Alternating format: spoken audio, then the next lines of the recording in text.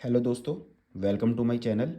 आज की ये जो वीडियो है उसमें हम आज ही क्लास 10th का जो यूपी बोर्ड का एग्ज़ाम हुआ है मैथ्स का, उसे पूरे को डिस्कस करने वाले हैं। पेपर का कोड रहने वाला है 822HY। इस पूरे पेपर का कंप्लीट सॉल्यूशन सेक्शन ए से लेके एंड तक के सारे क्वेश्चंस हम इस वीडियो में डिस्कस करने वाले हैं। सबके प्रूफ दिखाए जाएंगे, सॉल्यूशन। और ये कोई ऐसे कंप्यूटराइज वीडियो नहीं है, प्रॉपर आप बच्चों के लिए नोटबुक पर तैयार हुई वीडियो है। तो बहुत ध्यान से देखिएगा बच्चों, कैसे कैसे क्वेश्चन के सॉल्यूशन हैं। और इस वीडियो को ज़्यादा से ज़्यादा शेयर कीजिएगा ताकि आपके फ्रेंड्स इसके सॉल्यूशंस को देख सकें। और जो बच्चे सीबीएसई बोर्ड में आने हैं, उनका एग्ज़ाम अभी 7 डेट को या 11 डेट को है, 11 को है। तो वो भी इस पेपर को प्रैक्टिस कर सकते हैं कि कैसे क्लास 10th में यूपी बोर्ड में क्वेश्चंस आए हुए हैं। उसी बेस पे हम भी क्वेश्चंस को एक एज अ मॉक टेस्ट मान के से कर सकते हैं। तो बहुत इंपॉर्टेंट रहने वाले हैं क्वेश्चंस, सॉल्यूशन भी बहुत अच्छे से दिखाए गए हैं। तो वीडियो के साथ जुड़े रहिएगा, एंड तक सारे क्वेश्चंस को देखिएगा। तो सेक्शन ए में हम डिस्कस करते हैं। इसकी मैंने एक शॉर्ट्स भी डाल दी है, शॉर्ट वीडियो भी डाल दी है। और इसके बाद हम शुरू कर रहे हैं पूरे कैसे कैसे हमने सॉल्यूशन किया हुआ है। तो जैसे फर्स्ट क्वेश्चन आया हुआ था कि हमें सबसे पहले इनका सम ऑफ द जीरोज़ निकालना है। क्वेश्चन का सम ऑफ द जीरोज़ निकालना है कि सम ऑफ जीरोज़ क्या होगा। तो सम ऑफ जीरोज़ का सीधा सीधा फॉर्मूला होता है माइनस का बी अपॉन ए। हमने फॉर्मूला लगाया, इक्वेशन को कंपेयर करा है बच्चों। ए की जगह 3 है, बी की जगह 5 है, सी की जगह 2 है। तो माइनस के बी अपॉन ए फॉर्मूला जब लगाया तो सम ऑफ द जीरोज़ हमारा आंसर आ गया माइनस के 5/3। तो इसका आंसर हो गया बी ऑप्शन। इसके बाद दो इक्वेशन दी हुई थी और आपसे पूछा था इसमें से कौन सा नो सॉल्यूशन की कंडीशन होगी। तो ए की वैल्यू निकालिए, इसमें हमें ए की वैल्यू फाइंड करनी थी। तो नो सॉल्यूशन कोई हल नहीं होगा कि हमें कंडीशन याद रखनी है। तो कंडीशन होती है A1/A2 is equal to B1/B2 is not equal to C1/C2। तो हमने इसे अप्लाई करा, क्रॉस मल्टीप्लाई करी और हमारा ए का आंसर आ चुका है। इसके बाद नेक्स्ट क्वेश्चन, क्वेश्चन नंबर 3 में आपको रूट्स निकालने हैं कि रूट्स क्या होंगे, इक्वेशन के रूट्स क्या होंगे। अगर आप ये क्वेश्चन सॉल्व करते हैं तो इक्वेशन के रूट्स क्या रहने वाले हैं। तो रूट्स निकालने के लिए हमें ये फॉर्मूला याद होना चाहिए कि B² - 4AC। इसमें तीन कंडीशन होती हैं बच्चों कि B² - 4AC की वैल्यू जीरो से छोटी आ रही है, B² - 4AC की वैल्यू जीरो के इक्वल आ रही है, या B² - 4AC की वैल्यू जीरो से बड़ी आ रही है। तो जब हमने ये वाला क्वेश्चन अप्लाई करा तो इसमें B² - 4AC की वैल्यू जीरो से छोटी आ रही है, माइनस में आ रही है, -7 आ रहा है, जिस वजह से इसके रूट्स रियल नहीं होंगे। इसके बाद क्वेश्चन नंबर 4 में आपसे कहा है कि एक क्वेश्चन दे दिया है एपी का, और आपसे कहा है कि इस क्वेश्चन में आप बताइए कि इसका एंड से 10वां नंबर कौन सा होगा, लास्ट से 10वां नंबर निकालना है। तो हमें ये फाइंड करना था। तो हमने एपी की जो सीरीज सीधी लिखी हुई है, सबसे पहले इसे रिवर्स कर दी, उल्टी कर दी। जब इसे हमने उल्टा लिखा है तो 254 सब में डी 5 का गैप चल रहा है, तो ये हो गया 249 और slash dot dot dot last हो गया ए, जो हमारे पास चमक रहा है 4। तो हमारे पास अगर हम सीरीज को देखें तो ए की वैल्यू अब हमारे लिए 254 हो गई है, डी की वैल्यू 5 हो गई है, और ए एन का हमें फॉर्मूला याद रखना है बच्चों। तो ए एन का फॉर्मूला है A N equals to A plus N minus 1 into D. हमने फॉर्मूला अप्लाई करा है, ए की जगह 254 9, और डी जो चमक रहा है आपको बच्चों D-5, क्योंकि हम सीरीज उल्टी से देख रहे हैं, पीछे से देख रहे हैं। अगर स्टार्टिंग से पूछता तब हम ए की जगह 5 ही रखते। इसे हमने पुट करा तो हम हमारा आंसर आ गया 209। सिंपल सा क्वेश्चन आंसर। इस बात क्वेश्चन नंबर 5 की अगर हम बात करें तो दो ट्रायंगल दिए हुए हैं और हमसे सिमिलरिटी पूछी हुई है कि किस टाइप से होगी। तो एक ट्रायंगल में 80 नीचे दिखाई दे रहा है और एक ट्रायंगल में 80 यहाँ पर बच्चों आपको ऊपर दिखाई दे रहा है। तो हमने इस क्वेश्चन में सबसे पहले 80 को सीधा कर लिया है, बिल्कुल बी के साथ लिया है। अब इसके नाम अल्फाबेटिकल ऑर्डर में आप देख लीजिए, जैसे इसका लिखा है A B C, तो इसी का सेम टू सेम ऐसे लिखेंगे E D F। तो इसका आंसर हो गया ऑप्शन सी। दो पॉइंट दिए हुए हैं हमें, कोऑर्डिनेट दिए हुए हैं, और इनकी डिस्टेंस निकालनी है फ्रॉम द एक्स एक्सिस। तो एक्स एक्सिस से बच्चों डिस्टेंस का फॉर्मूला x2 - x1 का whole square plus y2 - y1 का होल स्क्वायर, ये हमने अप्लाई करा और हमारी डिस्टेंस निकल कर आ गई है 5। तो ऑप्शन सी इसका सही आंसर हुआ। क्वेश्चन नंबर 7 की अगर हम बात करें तो कॉट ए दे रखा है 3/4। तो इसका मैंने शॉर्ट में फॉर्मूला भी आपको पहले वीडियो में समझाया हुआ है कि पापा BD पियोगे, हाँ हाँ बेटा। तो ये साइन होता है, ये कॉस होता है, ये टेन होता है। जब हम इसे रिवर्स करेंगे उल्टा, तो ये जो वैल्यू उल्टी लिखी है B/P, ये कॉट की वैल्यू होगी, यानी बेस अपॉन परपेंडिकुलर आपको दिया हुआ है। पाइथागोरस थ्योरम लगा के हमने हाइपोटेनस निकाली है और इसे अप्लाई कर दिया है सेक के लिए। तो सेक का फॉर्मूला क्या होगा बच्चों, तो सेक का फॉर्मूला हमारे पास हो गया H/B। इससे हमारे पास आंसर आ गया है कि सेक का आंसर 5/3 हो गया। इसका ऑप्शन डी आंसर सही है। टेन और साइन की कौन सी वैल्यू होती है जो इक्वल होती है, तो 0 डिग्री की होती है, इसलिए इसका ऑप्शन ए सही गया हुआ है। इसके बाद हमसे पूछा हुआ है कि अगर टेन की वैल्यू दी हुई है, तो टेन की अगर ये वैल्यू है कि एक चीज़ है आपके पास, पोल है, वो √3 की शेडो बना रहा है, परछाई जो बन रही है इस खंबे की √3 की शेडो बना रहा है, खंबे की लंबाई 1 है, तो कितने एंगल पे बन होगा वो। तो एंगल निकालने के लिए हमने टेन थीटा रख दिया P/B। टेन में 30 डिग्री की वैल्यू होती है, तो टेन से टेन कैंसिल, थीटा की वैल्यू 30 डिग्री आ गई। ऑप्शन ए इसका सही आंसर हुआ। बच्चों किसी भी वीडियो में, इस वीडियो में आपका ज़्यादा टाइम नहीं लिया जाएगा क्योंकि आपके बोर्ड के एग्ज़ाम भी चल रहे हैं, ठीक है ना। तो इसे ध्यान में रखते हुए इस वीडियो को पहले ही हमने सॉल्व करा है नोटबुक पर, आज का ये जो पेपर आया है मैथ्स का, और अभी से आपको दिखाया जा रहा है ताकि आपको टाइम कंज्यूमिंग रहे, तो आपको टाइम ना लगे क्वेश्चंस देखने में, आंसर देखने में। ऑप्शन डी में आपसे पूछा हुआ था कि अगर आपके पास डायामीटर है, डायामीटर से कितने टेंजेंट्स ड्रॉ हो सकते हैं, तो डायामीटर से बच्चों इनफाइनाइट टेंजेंट ड्रॉ हो सकते हैं। क्वेश्चन नंबर 11 में आपको एक सेक्टर बना के दिया हुआ था और इसका फॉर्मूला सीधा सीधा अप्लाई करना था। एरिया ऑफ सेक्टर का फॉर्मूला πr² θ/360 होता है। हमारे पास रेडियस भी थी, हमारे पास थीटा डिग्री एंगल भी था, हमने सीधा क्वेश्चन में अप्लाई करा है और हमारा आंसर आ चुका है। इसके बाद हमें एक स्फेयर दिया हुआ था, गोले की त्रिज्या दी हुई है, रेडियस दी हुई है कि अगर व्यास उसका डायामीटर d है तो उसका हमें आयतन निकालना है, यानी वॉल्यूम निकालना है बच्चों। तो वॉल्यूम निकालने के लिए हमने सीधा सीधा फॉर्मूला लिखा 4/3 πr³। आर हमें नहीं दी तो हमने डी की फॉर्म में ही उसे पुट करा है, d/2। 2 से 4 कैंसिल हो गया है, तो πd⁵ 6। इसका ऑप्शन डी आंसर सही है। अगले क्वेश्चन में सीधा सीधा फॉर्मूला पूछ रहा था कि हेमिस्फेयर के CSA का फॉर्मूला आप बता दीजिए, टोटल सरफेस एरिया का, TSA का। तो अर्धगोले का पृष्ठीय क्षेत्रफल बच्चों 3πr² होगा, ऑप्शन सी सही है। इसके बाद हमसे अगले क्वेश्चन में पूछी गई है, क्या माध्यिका दी हुई है, तो इसका हमें क्लास इंटरवल चुन रहा है कि कौन से वर्ग के लिए, माध्यिका के कौन से वर्ग के लिए ये क्लास इंटरवल कौन सा सही होगा। तो जब भी हम माध्यिका यानी कि मीडियन निकालते हैं तो हमें CF जरूर निकालना पड़ता है।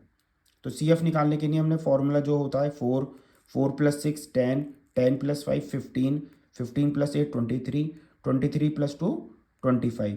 अब हम 25 का हाफ करेंगे तो 12.5। अब हम ये देखेंगे 12.5 किस नंबर में आ रहा है, तो यहाँ तक तो 10 तक के नंबर आ रहे हैं, 12.5 इस नंबर में आ रहा है, तो इसका आंसर बच्चों सी हो जाएगा। इसके बाद एक सीधी सीधी कंडीशन आपको दी हुई थी, 3 मीडियन = मोड + 2 मीन। इसकी सारी वैल्यू आपको दी हुई है बच्चों, एक वैल्यू आपको निकालनी थी, तो सीधा फॉर्मूला अप्लाई करा, ऑप्शन सी आपका आंसर सही है। इसके बाद अगले क्वेश्चन में, क्वेश्चन नंबर 16 जो था, आपको मीन निकलवाया है, तो मीन निकालने के लिए FI है हमारे पास, तो हम XI की टेबल बनाएंगे। XI की टेबल कैसे बनती है बच्चों, कि XI की टेबल बनाने के लिए formula upper limit plus lower limit upon 2 है ना। तो सबसे पहले 10 + 0 10 ही होगा, और उसे 2 से डिवाइड करोगे तो 5।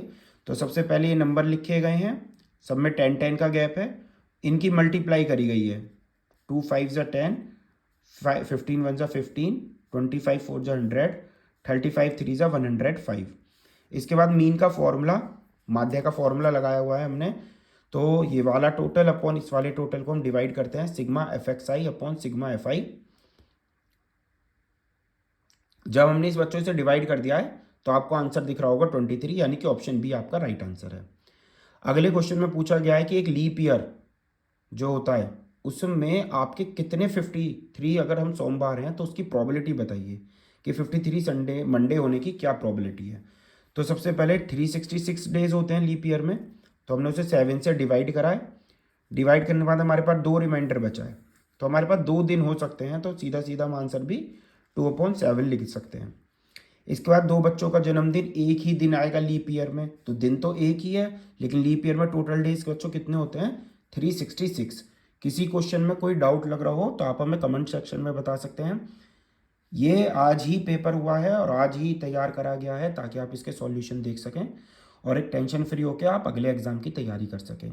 एग्ज़ाम बहुत बहुत बहुत ईजी रहने रहा है, इतना लेंदी एग्ज़ाम इस बार का नहीं रहा है कि आपको क्वेश्चन बहुत ज़्यादा कैलकुलेशन टफ हो। सिंपल सा क्वेश्चन पेपर आपको दिया गया था। इसके बाद बच्चों ये जो 2 क्वेश्चन पॉइंट दिख रहे हैं इसका डिस्टेंस निकालना है। तो हमने डिस्टेंस फॉर्मूला लगा दिया है x2 माइनस x1 का whole square, y2 minus y1 का होल स्क्वायर, और इसे हमने सॉल्व कर दिया। तो हमारा आंसर 8 √8 आ गया। √8 को हम लिख सकते हैं 2√2। इस बाद बहुत सारे नंबर लिखे हुए थे, 4 ऑप्शन, और हमसे पूछा कि कौन सा हमारा अपरिमेय नंबर है यानी इरेशनल। तो √25 को हम देखें तो हम 5 लिख सकते हैं, तो यानी ये भी नहीं है। √81 को देखें तो हम 9 लिख सकते हैं, इसका मतलब ये भी नहीं है। 5/3 ऑलरेडी P/Q की फॉर्म में है, तो ये भी नहीं है। तो बचा हुआ ऑप्शन डी जिसमें 5 + 2√2 है, वही हमारा आंसर है। बच्चों ये सेक्शन ए था जो हमारे MCQs क्वेश्चन आए थे, जो हमें OMR शीट में फिल करने होते हैं। आगे का भी पेपर पूरा डिस्कस है, पूरी वीडियो तक जुड़े रहिए, सॉल्यूशन देखते रहिए। आपके रिलेटिव्स में कोई भाई बहन है उसे ज़रूर वीडियो शेयर कीजिएगा ताकि वो सॉल्यूशंस देख सकें कि कैसे एक एग्ज़ाम में करने होते हैं। और दूसरा कि CBSE का भी है 10-11 डेट को, तो इसमें एज अ मॉक टेस्ट हम इसे यूज़ कर सकते हैं पेपर को, क्योंकि बोर्ड्स का ही आया हुआ पेपर है। तो अब हमारे पास सेक्शन बी आता है जिसमें ये कहता है 2 संख्याओं का अंतर 26 है। अगर 2 नंबर का डिफरेंस 26 है और उनमें से एक नंबर दूसरे नंबर का 3 टाइम है, तो संख्या बताइए। तो सबसे पहले हमने फर्स्ट नंबर को x माना है, दूसरे नंबर को y लेट कर लिया है। तो इसके बाद अगर आप देखो अकॉर्डिंग टू क्वेश्चन दोनों नंबरों का डिफरेंस यानी x माइनस वाई 26 है और एक नंबर दूसरे नंबर का 3 टाइम है। यहाँ से हमने x की वैल्यू ली और इक्वेशन नंबर 1 में पुट कर दी। जब हमने इसे सब्ट्रैक्ट करा तो 3y माइनस वाई 2y बचेगा इक्वल्स टू 26। तो y की वैल्यू 13 आ गई। हम y की वैल्यू यहाँ रख के x की भी निकाल सकते हैं। यानी बच्चों वो 2 नंबर कौन कौन से हैं, 39 और 13, 39 और 13 हैं। जिन 2 नंबरों का अंतर कितना है, अंतर डिफरेंस 26 है और एक नंबर दूसरे नंबर का 3 टाइम दिया हुआ है। ठीक है बच्चों, सेक्शन बी के फर्स्ट क्वेश्चन में 6 क्वेश्चन है और आपको कोई चॉइस नहीं थी, 6 के 6 ही क्वेश्चन आपको अटेम्प्ट करने थे। अब आपके पास बी पार्ट आ रहा है। बी पार्ट में कहा है कि cot 2a equals to this है, तो tan a दिस। तो a की वैल्यू निकालो जिसमें एक न्यून कोण है यानी एक्यूट एंगल है।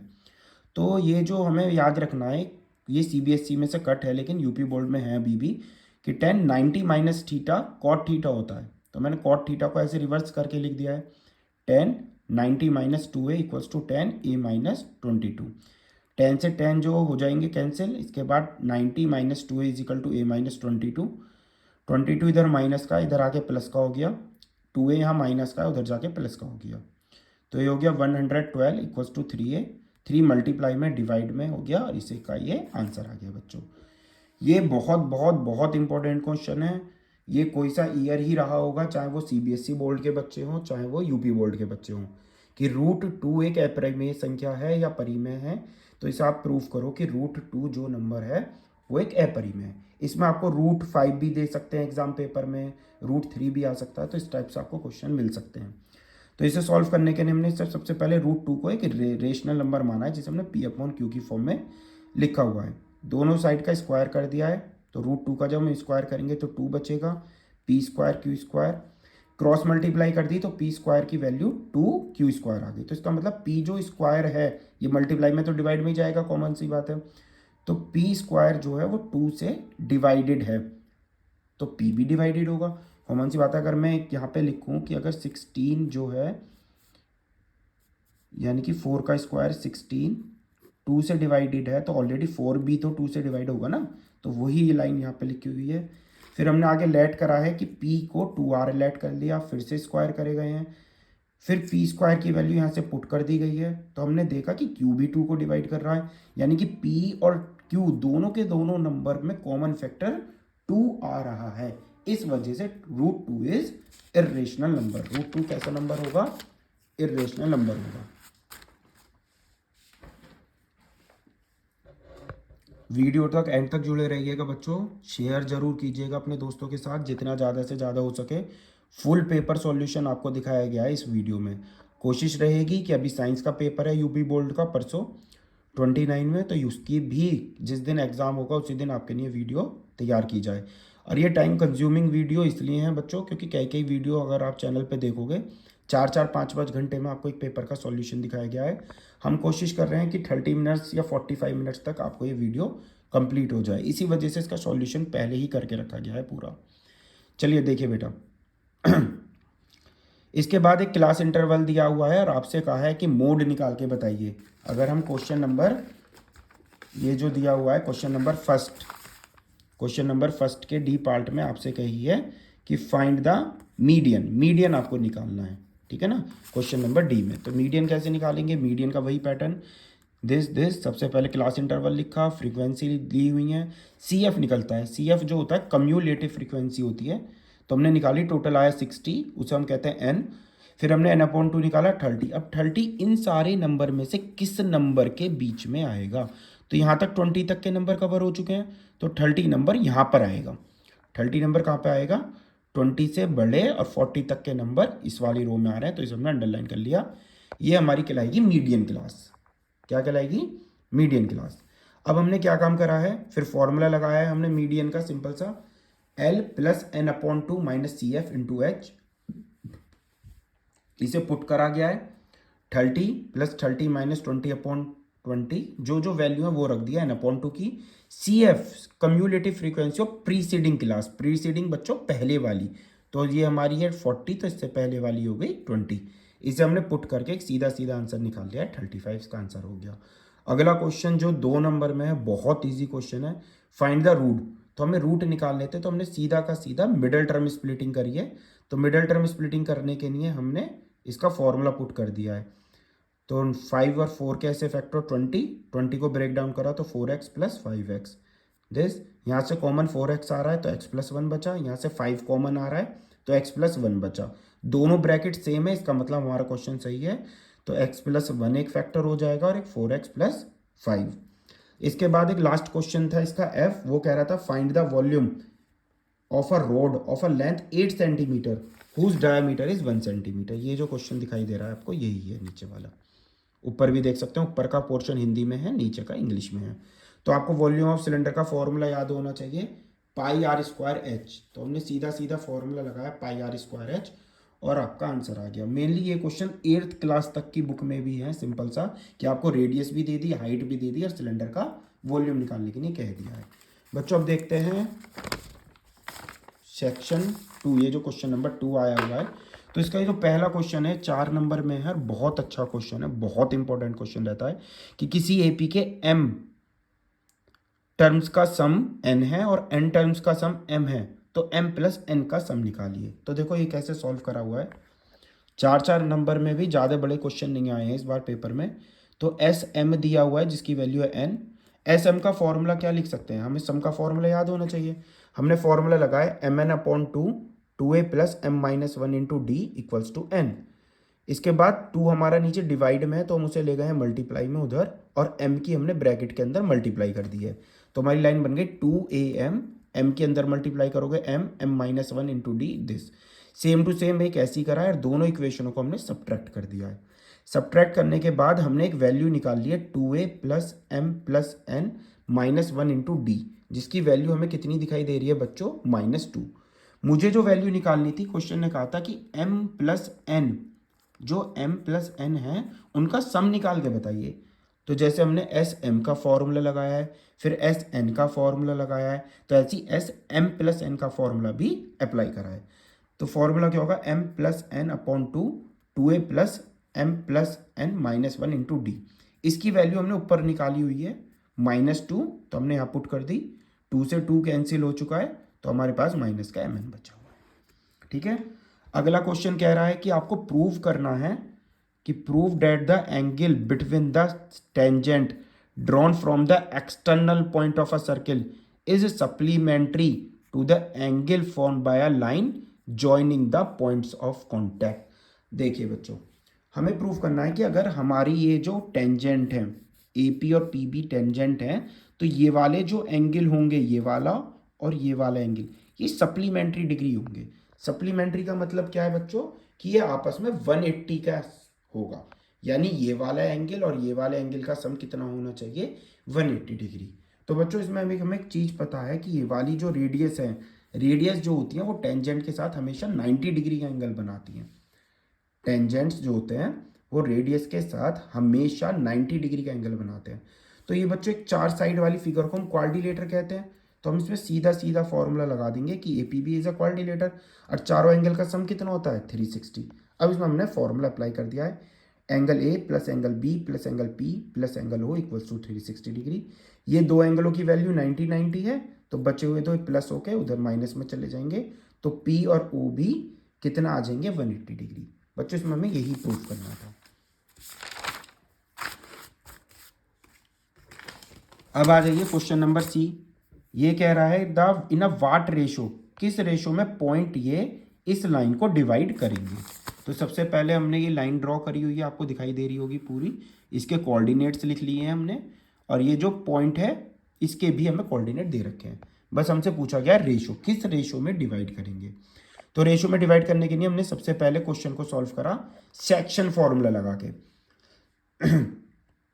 जो हमारा अनुपात का फॉर्मूला होता है बच्चों, वो हमने इसमें लगाया है। तो राजा कहीं पे भी कोई डाउट आ रहा हो किसी को तो आप मुझे कमेंट सेक्शन में बता सकते हैं। बहुत ध्यान से देखिएगा, शेयर जरूर कीजिएगा अपने दोस्तों के साथ इस वीडियो को। तो माइनस के 4,6 section formula m1x2 plus m2x1 upon m1 plus m2 comma y2 m1 और m2 y1 upon m1 plus m2।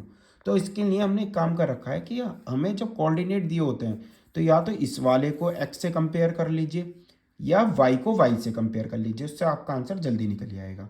तो मैंने x को x से कंपेयर करा है, ये नीचे डिवाइड में था मल्टीप्लाई में चला गया है 4 के साथ। m1 वाले एक तरफ ले आए हैं बच्चों और m2 वाले एक तरफ ले आए हैं। इसके बाद m1 अपॉन m2 2:7, ठीक है ना। m2 यहाँ नीचे चला गया और ये 7 नीचे आ गया, तो इसका आंसर आ गया 2:7 में से डिवाइड करेंगे। इसके बाद फिर से एक और क्वेश्चन आ गया है स्टैटिक्स चैप्टर का, और आपसे पूछा गया है कि पूरी आपको सीरीज दे रखे टेबल और आपको इसका मोड निकालना है। आपको क्या निकालना है आपकी बात, मोड। तो मोड निकालने के लिए सबसे पहले जरूरी है टेबल बनाते हैं। मोड का मतलब होता है वो नंबर जो सबसे ज़्यादा बार आ रहा हो। मोड का नंबर क्या है कि वो नंबर जो सबसे ज़्यादा बार आ रहा हो टेबल में, उसे हम मोड कहते हैं। तो हमें 12 सबसे ज़्यादा बार दिखाई दे रहा है, तो 12 को हमने बॉक्स में बंद कर लिया और इसका नाम हमने रख दिया मॉडल क्लास। जो भी नंबर सबसे ज़्यादा आ रहा है उसे हम क्या कह देंगे, मॉडल क्लास कह देंगे। अब मॉडल क्लास से सबसे ऊपर वाला नंबर F0, F1, F2, इनमें बच्चे सबसे ज़्यादा कंफ्यूज रहते हैं, तो आप कुछ मत कीजिएगा, सीरियल वाइज नंबर डालते चले जाइएगा। F0, F1, F2 ये लोअर लिमिट हो जाएगी और इनका बीच का जो गैप है उसे हम हाइट कह देंगे। अब मोड का फॉर्मूला आप सब बच्चों को याद रहना चाहिए, तो मोड का फॉर्मूला आपने अप्लाई करा हुआ है जो आपको चमक रहा होगा, L plus F1 minus F0 upon 2F1 minus F0 भी बोल देते हैं कई बच्चे, या F0 माइनस F2 ब्रैकेट में H। सारी वैल्यू पुट कर दी और इसका आंसर आपके सामने आ रहा है 65, ठीक है। इसके बाद ई क्वेश्चन एक और आया है, उसमें आपसे कही है कि फाइंड द रूट। 4 नंबर में ये क्वेश्चन दिया हुआ है, बहुत इजी क्वेश्चन, आप इधर देख सकते हैं। आप क्वाड्रेटिक फॉर्मूला लगा के भी कर सकते हैं इस क्वेश्चन को, और आप नॉर्मल भी कर सकते हैं। तो हमने 3 2 6, 6 के ऐसे फैक्टर करो जिसे मल्टीप्लाई करके 6 आ जाए और प्लस करके 2√6 आ जाए। तो ऐसे दो ही नंबर चमक रहे थे कि √6 और √6, तो मैंने उसे ही नोट कर लिया है कि √6 और √6 दोनों को प्लस करेंगे तो 2√6 आएगा, और √6 और √6 की मल्टीप्लाई करेंगे तो हमारे पास 6 आएगा। अब हमने क्या काम करा है, ब्रैकेट के बाहर माइनस है, अंदर के साइन चेंज, फिर हमने कॉमन ले लिया है, बचा हुआ हमारा आंसर। बहुत इजी क्वेश्चन फिर से 4 नंबर में कि आपसे एलसीएम और एचसीएफ पूछा गया है। तो हमने प्राइम फैक्टर करे हैं, तो सबसे पहले 3 के टेबल से जा रहा था, फिर 289 आता है, 289 केवल और केवल 17 के टेबल से जाता है, तो 17 के टेबल से इसे डिवाइड करके फिर 17 जैसा आपको दिखाई दे रहा होगा स्क्रीन पर।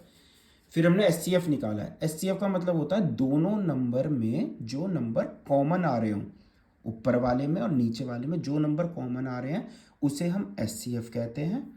एलसीएम का क्या रूल है कि जो नंबर कॉमन आ रहे हैं उसे तो एक बार लिख लीजिए, और जो नंबर बच रहे हैं पेयर बनने से उन्हें भी लिख लीजिए। यानी इस चीज में एक चीज का याद रखें, जिनका पेयर बन रहा है उन्हें आपको सिर्फ एक बार ही आपको लिखना है। तो हमने इस क्वेश्चन को लिख लिया और आंसर हमारे पास एचसीएफ 51 आया है बच्चों। आप टैली कर लीजिएगा अपना, जो बच्चे पेपर दे के आए हैं आज, और एलसीएम हमारा 4335 आया है। इसके बाद कुल 2 क्वेश्चन और बच रहे हैं, क्वेश्चन 3, क्वेश्चन 4, क्वेश्चन 5। इन क्वेश्चनों में आपको चॉइस भी है।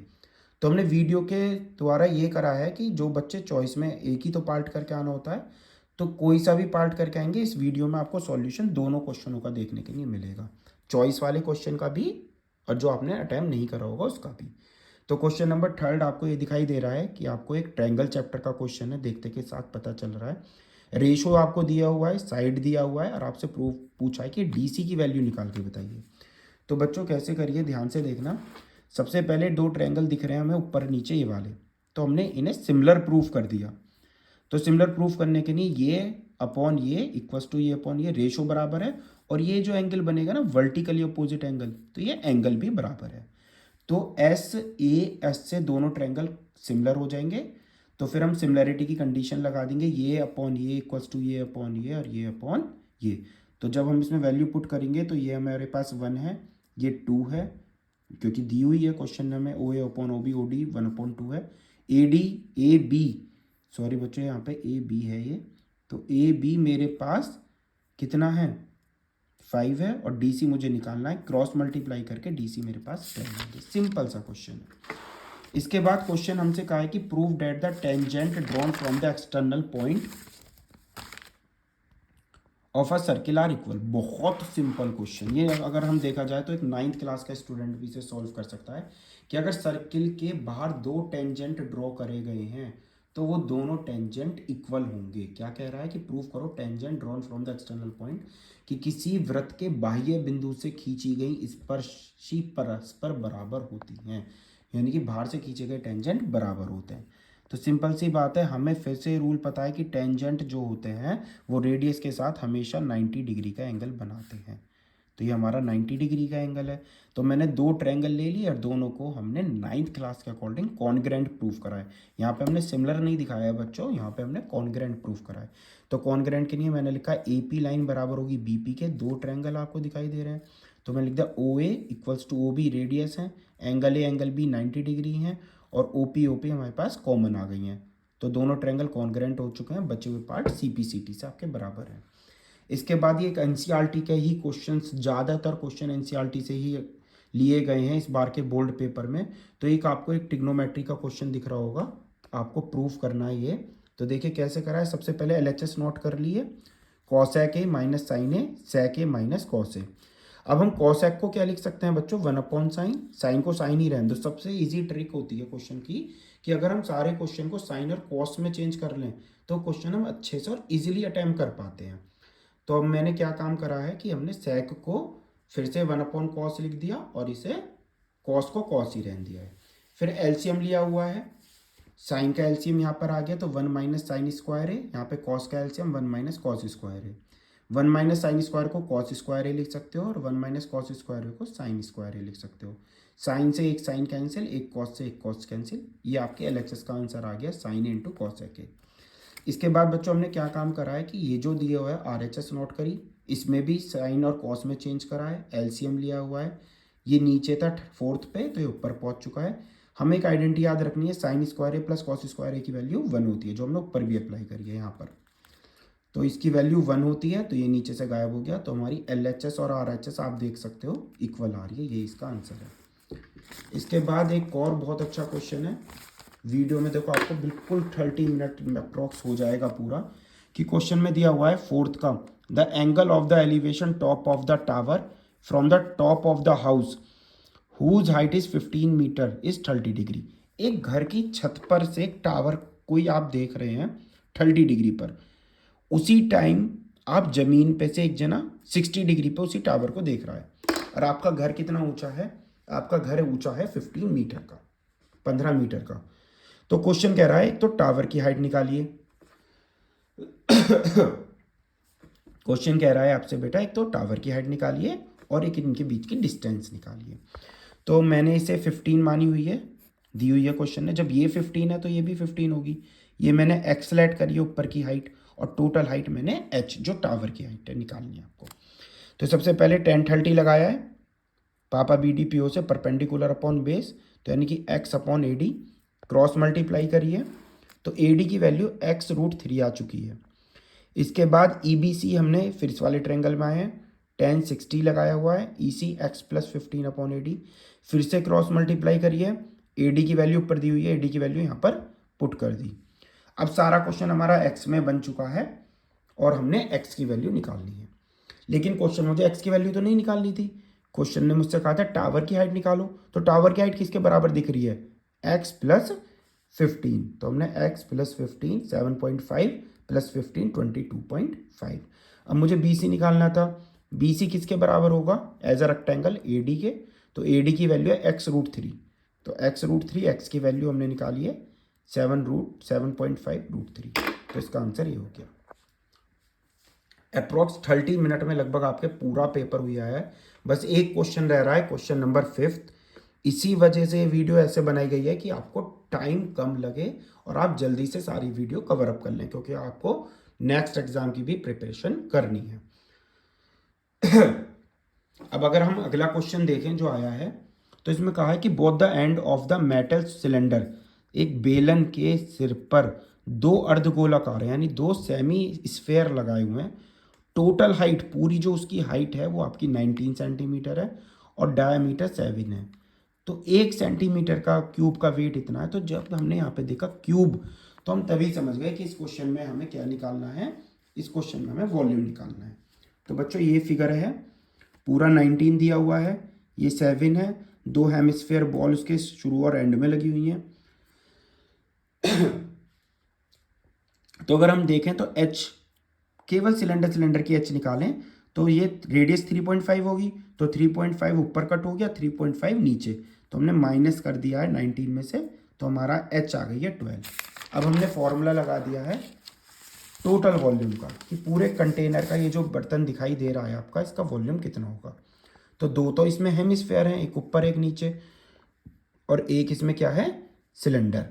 तो हमें फॉर्मूले याद होने चाहिए, फॉर्मूले मस्ट हैं, बहुत इजी पेपर आया, फॉर्मूला बेस था 2 × 2/3 πr³ प्लस πr² H। जब हमने ये फॉर्मूले अप्लाई करे हैं तो यहाँ से एक 7 से एक 7, 2 2 से 2 2, एक 2 से 22, सेम ऐसी 7 से 7, एक 2 से 12 और एक 2 से 22 ये आया। फिर हमने 3 LCM ले लिया है, फिर इसे हमने यहीं छोड़ दिया है, क्योंकि हमें ये आंसर नहीं बताना, क्योंकि क्वेश्चन कह रहा है 1 सेंटीमीटर धातु का भार अगर 4.2 ग्राम है, तो जितना आंसर आया उतने का कितना होगा। तो हम यहाँ सीधा सीधा लिख देंगे, इससे मल्टीप्लाई, पॉइंट को हटाकर हमने 10 से क्या कर दिया बच्चों, डिवाइड, ऊपर से पॉइंट हटा के नीचे 0 बढ़ा लिया। 3 से 42 कट गया 14 बार, 2 नंबर आए, दोनों की मल्टीप्लाई करी और बचा हुआ हमारे पास आंसर आ चुका है। Last question of this paper, बहुत इजीली है ना, सीधा सीधा फॉर्मूले बेस्ड क्वेश्चन आपको 6 नंबर में आए हुए हैं कि आप 6 नंबर आराम से गेन कर सकते हैं।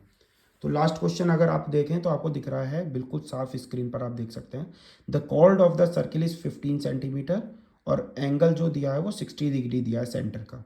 तो आपको माइनर सेगमेंट निकालनी है, एक होता है मेजर सेगमेंट, एक होता है माइनर। अगर इस क्वेश्चन में हमसे मेजर कहता तो ये जो आपको लाइन दिख रही है AB कॉर्ड, इससे ऊपर ऊपर का निकालना होता, हमसे माइनर का है तो नीचे नीचे का। अब हमने सीधा सीधा एक फॉर्मूला पढ़ा है माइनर सेगमेंट का, कि एरिया ऑफ सेक्टर में से उस ट्रायंगल जो बन रहा है उसका एरिया माइनस कर दो। तो हमने सीधा एक फॉर्मूला लगाया, πr² theta upon 360 minus 1/2 r² sine theta. Value put करी है, क्योंकि अब क्वेश्चन में मैंने इस क्वेश्चन को करते हुए 22/7 रख दिया था, लेकिन जब क्वेश्चन देखा बच्चों मैंने, तो इसमें तो साफ लिखा था कि पाई की वैल्यू आपको 3.14 पुट करनी है, √3 की 1.73। तो फिर उसी के अकॉर्डिंग मैंने यहाँ तक तो सही रहा, फिर मैंने 22/7 की जगह 3.14 ले लिया है। ये 15 मुझे 2 बार ना सॉल्व करना पड़े, तो बच्चों मैंने इसे कॉमन ले लिया है। 15 × 15 इधर भी है, 15 × 15 इधर भी है, तो ये आ गया कॉमन। इसके बाद √3 की भी वैल्यू दी हुई थी, पुट कर दी, LCM ले लिया, 6 और 4 का 12, मल्टीप्लाई कर दी, माइनस कर दिया, 225 की मल्टीप्लाई इसमें, देन डिवाइड बाय 12। तो आपके पास सीधा सीधा आंसर निकल के आ गया कि एरिया ऑफ माइनर सेगमेंट कितना होगा। इसके बाद बेटा पूरा पेपर कंप्लीट हो चुका है। चैनल को सब्सक्राइब करना ज़रूर करें, ज़्यादा से ज़्यादा शेयर करें। चैनल का नाम द ग्लोबल गोपाल, इसमें आपको मैथ, साइंस, स्टडी से रिलेटेड सारे मटेरियल मिलेंगे। अभी फोकस 9th 10th है, बोर्ड क्लास है, इसके साथ आपके लिए एक मैसेज है कि लहरों से डरकर नौका कभी पार नहीं होती। लहरों से डरकर नौका कभी पार नहीं होती, कोशिश करने वालों की कभी हार नहीं होती। अगर आप एक टारगेट बना के चलेंगे अपनी लाइफ का कि मुझे ये गेन करना है और उसके लिए मुझे कितना ही हार्ड वर्क, कितनी मेहनत करनी पड़े, तो आप उसे एक ना एक दिन ज़रूर अचीव करेंगे। इसी के साथ बेटा इस वीडियो को ज़्यादा से ज़्यादा शेयर कीजिएगा, चैनल को सब्सक्राइब कीजिएगा, वीडियो को लाइक कीजिएगा। थोड़े ही टाइम में आपको पूरे पेपर का सॉल्यूशन दिखाया गया है और वीडियो से बचा के, कि आपको 4-4 घंटे 3-3 घंटे पूरा सॉल्यूशन ना देखना पड़े, 35 मिनट की वीडियो में आप सारा सॉल्यूशन देख सकें। फिर से एक बार, लहरों से डरकर नौका कभी पार नहीं होती, कोशिश करने वालों की कभी हार नहीं होती। हमेशा मेहनत करते रहिएगा। ऑल द बेस्ट दोस्तों।